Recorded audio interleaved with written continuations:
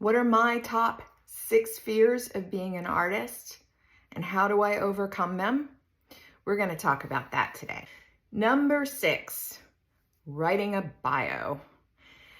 When you become a professional artist, they will ask you to write your bio. That is the hardest thing. Oh my goodness. Writing about yourself, talking about, how good you are is very difficult because you don't want to come across as bragging, but yet you also don't want to sell yourself short. So what I do is I mentally think of this, recognizing that my work is a brand. I am a brand. So I disconnect my personal feelings and look at it from another person's perspective. I am much better with a pencil drawing a picture and then writing words. So it can become very, very difficult. But if I remember that I'm selling a brand and this is marketing and not look at it as I'm talking about me, that's not what I'm doing. But all artists do have to write a bio. So if you struggle with this, ask a friend to write it for you. Ask someone who is good at writing. I have had a few articles that have been written about me in interviews. And so sometimes I'll take some of their statements and put it into my bio, and that kind of helps me to form a bio. Also remember that you do have to constantly update your bio. I can look at something from a year ago and think, oh, that doesn't apply now because there's more things that you've added to it. But you want to keep it short and concise. You just need to keep editing it.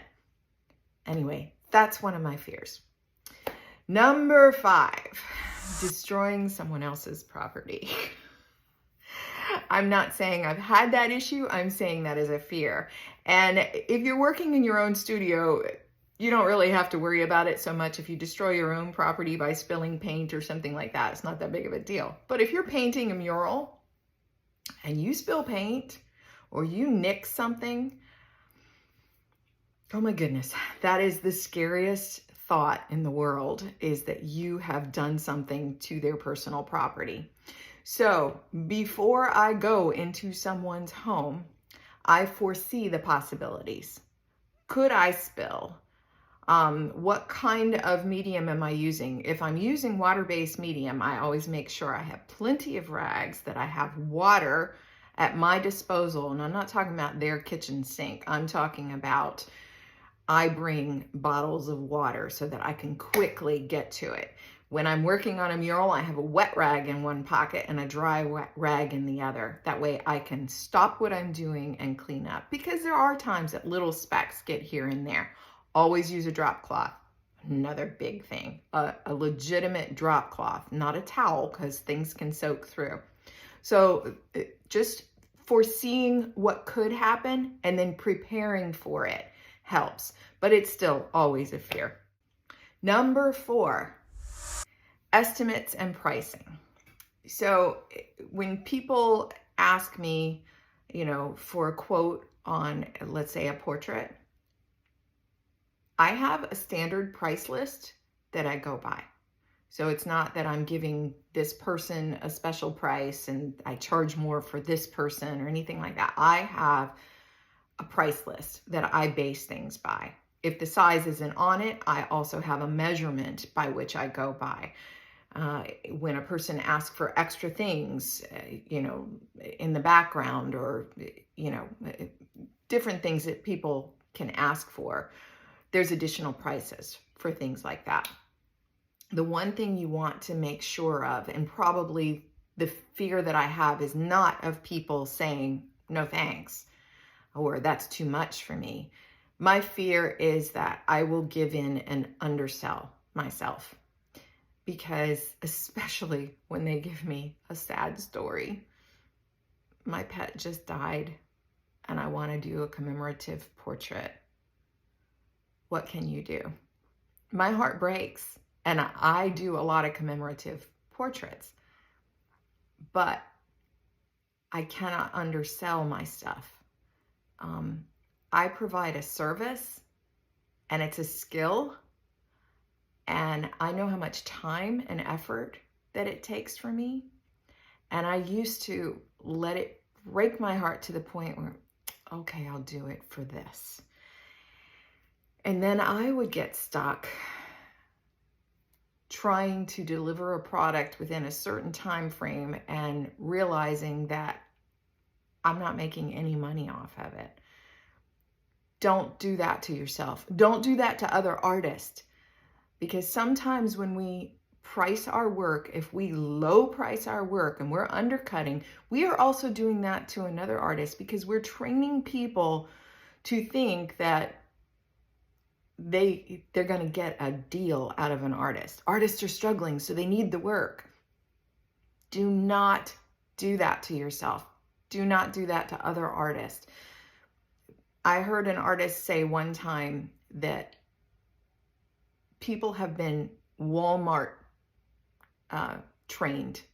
They know that they can go into Walmart and get a piece of art to hang over their couch for $50. So then when they come to you and they want a piece of work and you don't quote something for $50, they're in sticker shock because they've been trained that way. Do not undersell yourself. Walk away if the person is wanting to undercut you, if they're wanting a steal or a deal. There are occasions, though, that you can make some allowances, and this is one of the things that I have learned. I don't cut the price, but I can break it up into payments for them. So generally, I accept a 50% deposit before I start working on the art. So let's say the project is, I'm going to give a round number. Let's say that it's $400. A small portrait, it's $400. So it would be expected that they would give me $200 up front to secure a space in my calendar and know that they're going to get their project by a certain date. Well, if they don't have the $200 as the 50% deposit, or they look at it and they say, oh, $400, that's a lot of money, I'm not going to be able to have it, I will break up the deposit into installments. And once they have reached the $200, now they're in my calendar. So they can make payments like a layaway towards that. And then the same thing goes for the balance. They can make payments on it until the balance is met. After the balance is met, then they will receive their portrait. So you can do things like that with your clients, especially if they're people that you have met in person. It's a little harder when they're long distance. And so for that, I do offer an afterpay service through my website. And that will break it up into installments for them, where the bank actually takes the installments every couple weeks instead of me having to go after it. So there's ways to work around that, but that's the unnerving part of giving estimates and working with people when it comes to money, because a lot of artists, they don't want to deal with money. But if you are in business as an artist, you are going to have to learn to deal with money. All right, now, number 3. The client won't like it. It is a real fear. And for some, that's what creates a fear in doing commissions. Now, personally, I love commissions. I've been doing them long enough to see the response of people and know that they love it. I believe that I've grown in my skills enough that I can capture what they want. But one of the things that I do to make sure is I listen to the customer. I listen to the client. They have an idea in their head, and you have to figure out what it is to be able to put it on canvas. So listen carefully. Don't just get a mindset. Now, it's wonderful to get a client who says, whatever you want to do. And I have a few collectors that do that. It's like, I just want a painting. Just include, butterflies, or just include this particular flower or this particular bird. But it's up to you how you want to do it. I love clients like that. But if the majority of your clients are not going to be like that. The majority of them have an idea and they're coming to you with their idea, but they don't know how to put it on paper. They don't know how to put it on canvas. That's what your job is. So listen very carefully. Do not get it in your head ahead of time what you want to do, unless they're asking you for that specific thing. I once worked with someone who was an artist who was so upset because the colors of the grapes were what he had in his head, but the client had another color in mind because it was to go in their home. The client's right. The client's right. So if your client wants purple grapes and you're giving them green grapes, the client's right. So listen to your clients. The other thing is promise less, deliver more. So I always want to meet what the client wants, but then I want to go a step beyond that. So I will give them a little extra. An example of that, it's kind of hard to say, but there's a point at a painting where I could stop and say, okay, this is good enough. And most people would accept that. But I go beyond that. When I am doing paintings for clients, when I am doing commissions, I want to go a step beyond so that they go, wow. And I anticipate that. And I'm excited now after years of doing this, and my skills have grown and my confidence is there.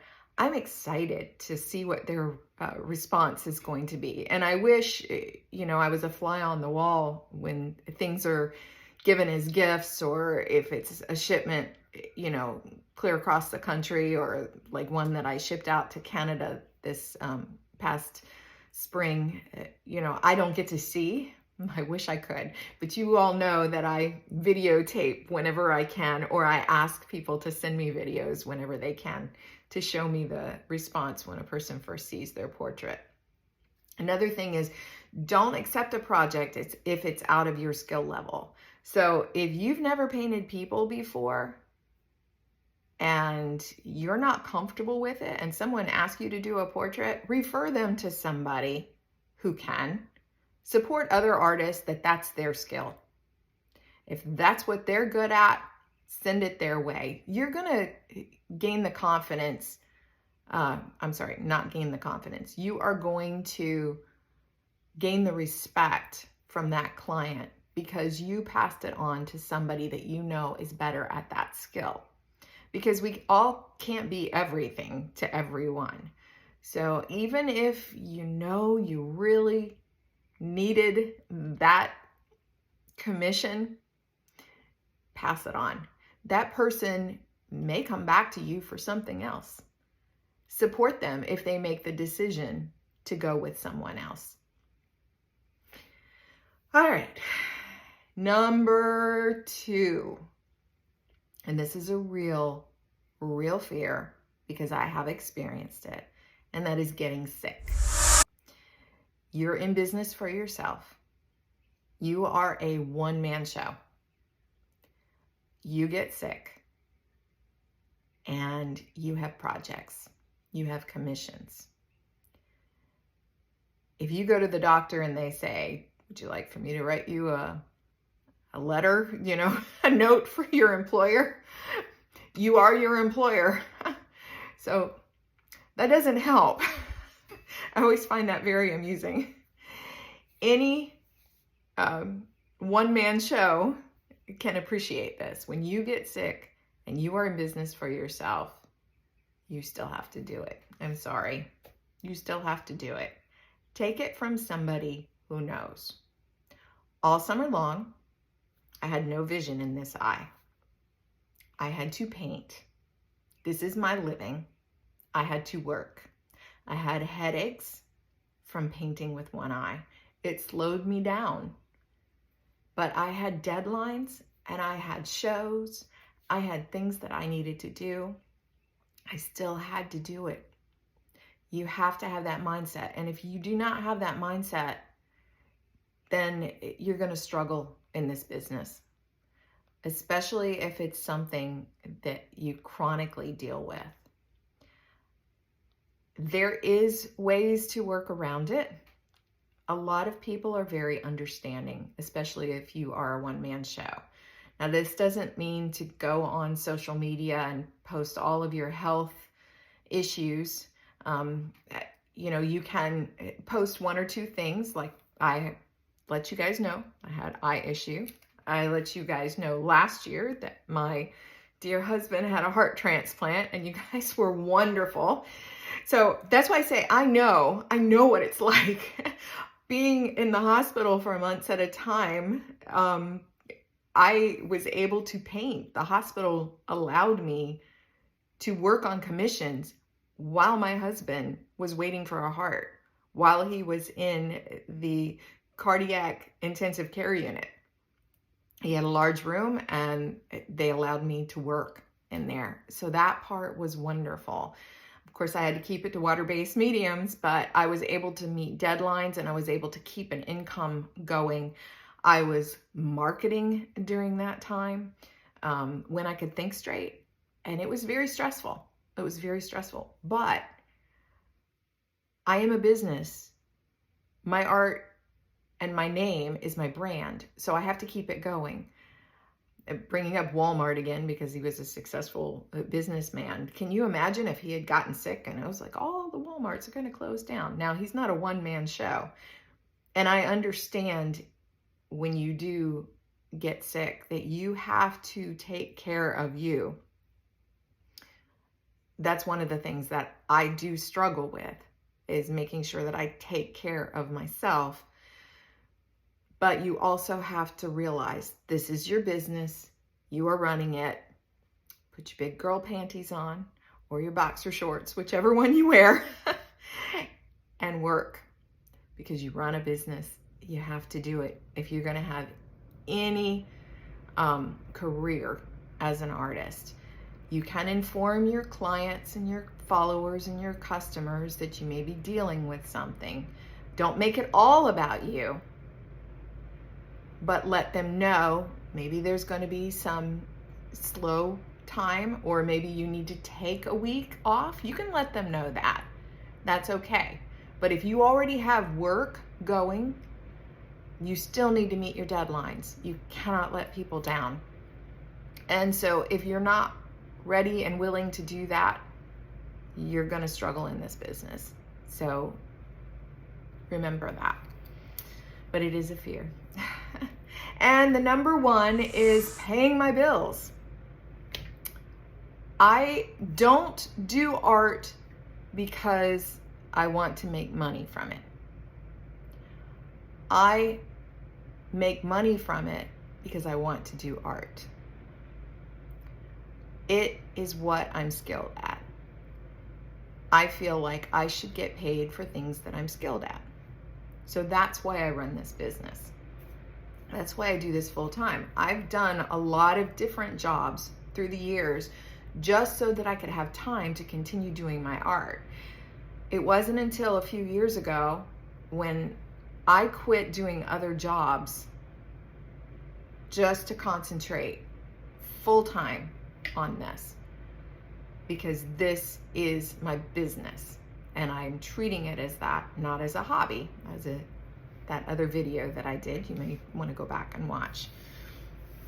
Anyway, I say anyway again. That's my word. So, if you are in business for yourself, take a lesson from corporations, big corporations. Corporations set sales quotas. So they look for their employees to reach certain goals if they don't, then they need to get out of that business. Their employees will not keep their positions because that corporation won't stay in business if they don't meet their sales quotas.